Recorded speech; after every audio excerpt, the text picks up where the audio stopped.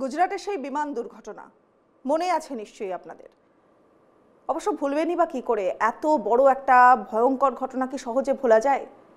একটা লন্ডনগামী বিমান উড়ে যাওয়ার কিছুক্ষণের মধ্যেই ভেঙে পড়ল সেটা। শয়ে শয়ে প্রাণ এক মুহূর্তে শেষ। কিন্তু কেন এই এমন ধরনের ঘটনা ঘটলো? এই ঘটনার জেরে একদিকে যেমন শোকের ছায়া নেমে এসেছে, গোটা দেশ জুড়ে তৈরি হচ্ছে আতঙ্ক, ঠিক তেমনভাবেই কিন্তু দানা বেঁধেছে বেশ কিছু প্রশ্ন। কেন এমন ঘটলো? ঠিক কি কারণ? কার ভুলে এই ঘটনা ঘটলো?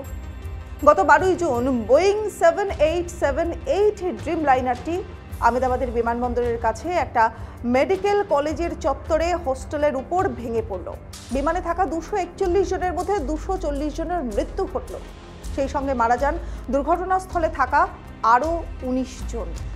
আহমেদাবাদের বিমান দুর্ঘটনার প্রাথমিক যে রিপোর্ট সামনে এসেছে, জানলে অবাক হবেন যে যত গন্ডগোল ফুয়েল কন্ট্রোলার সুইচে রয়েছে। প্রাথমিক রিপোর্ট বলছে যে দুর্ঘটনার আগের মুহূর্তে জ্বালানির যে সুইচ সেটা রান বা চালু অবস্থা থেকে সেটা কাট অফ বা বন্ধ অবস্থাতে চলে গেল, আর তাতেই ঘটল এমন একটা ভয়াবহ দুর্ঘটনা। এক্ষেত্রে ফুয়েল কন্ট্রোল সুইচের ভূমিকা প্রশ্নের মুখে পড়েছে। তাৎপর্যপূর্ণ বিষয় রয়েছে একটা, সেটা হচ্ছে যে এই ফুয়েল কন্ট্রোল সুইচ নিয়ে আগেও কিন্তু বেশ কয়েকবার প্রশ্ন উঠেছে, আর সেই প্রশ্ন উঠেছে খোদ আমেরিকাতে। বোয়িং 737 বিমানের ফুয়েল কন্ট্রোল সুইচ নিয়ে 2018 সালে মার্কিন ফেডারেল এভিয়েশন অ্যাডমিনিস্ট্রেশন FAA তারা কিন্তু সতর্ক করেছিল অলরেডি।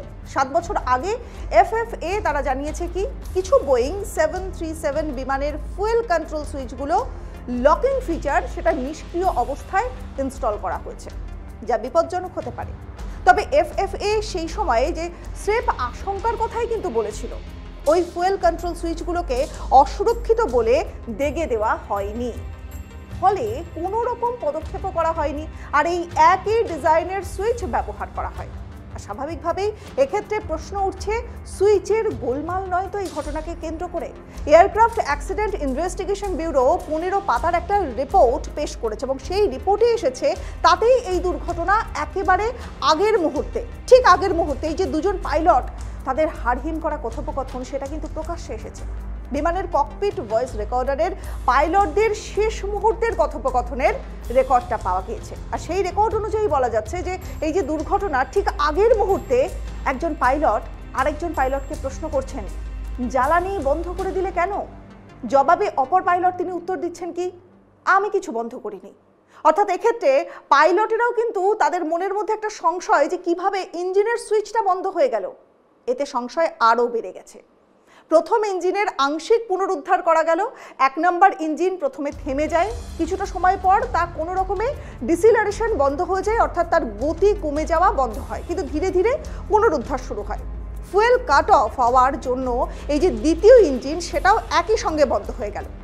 2 নম্বর ইঞ্জিন পুনরায় চালু হলো, কিন্তু তার গতি কমতেই থাকে, অর্থাৎ প্লেনটা থ্রাস্ট পাচ্ছিল না, আর তাতে এই পুনরায় এই জ্বালানি যে সরবরাহ করা হলো তার সঠিক অবস্থায় ফেরানো গেল না। জানা গিয়েছে যে পেছনের ফ্লাইট রেকর্ডার ক্ষতিগ্রস্ত হয়েছে। দুর্ঘটনার পেছনের রেকর্ডার এতটাই ক্ষতিগ্রস্ত হয়েছে যে তা প্রচলিত পদ্ধতিতে ডেটা উদ্ধার করা সম্ভব হয়নি। অভিশপ্ত বিমানের পাইলট সুমিত সার্ভাবলে তিনি 8200 ঘন্টা বিমান চালানোর অভিজ্ঞতা তার আছে। সহকারী পাইলট ছিলেন ক্লাইভ কুন্দর, 1100 ঘন্টা বিমান চালানোর অভিজ্ঞতা রয়েছে তার ঝুলিতে। এই হেন অভিজ্ঞতা দুজন পাইলটের ভুলবশত জ্বালানি বন্ধ করে দেবেন, এটা তো একটা অস্বাভাবিক ব্যাপার। স্বাভাবিকভাবেই যান্ত্রিক গোলযোগ নিয়ে প্রশ্ন উঠতে পারে। দুর্ঘটনার যে প্রাথমিক রিপোর্টে পাখির ধাক্কার উল্লেখ কিন্তু নেই। বিমান সংস্থা বোয়িংকেও কোনো রকমের কোনো নোটিশ দেওয়া হয়নি, কিন্তু যান্ত্রিক গোলযোগের তথ্য এখানে উড়িয়ে দেওয়া যাচ্ছে না। এই যে ইঞ্জিন চালু করার মরিয়া চেষ্টা করছিলেন এবং শেষ মুহূর্ত পর্যন্ত চেষ্টা করেছিলেন তারা, 2 নম্বর ইঞ্জিন যেটা ইঞ্জিন 2 সেটা সাময়িকভাবে স্থিতিশীল অবস্থায় ফিরেও ছিল, কিন্তু ইঞ্জিন 1 আর চালু করা সম্ভব হয়নি, থ্রাস্ট পাওয়া যায়নি, আর পরিণতি ভয়ঙ্কর দুর্ঘটনা। এবার প্রশ্ন উঠছে, কেন আগে থেকেও সতর্ক করা সত্ত্বেও সেই যে বিমান, ওই বিমানের পরিষেবা দেওয়ার জন্য ব্যবহার করা হয়েছিল এটি, কেন এতটা বেপরোয়া সিদ্ধান্ত? এতগুলো মানুষের মৃত্যু, তার দায় কার? এই প্রশ্ন উঠছে এই ঘটনার পরে।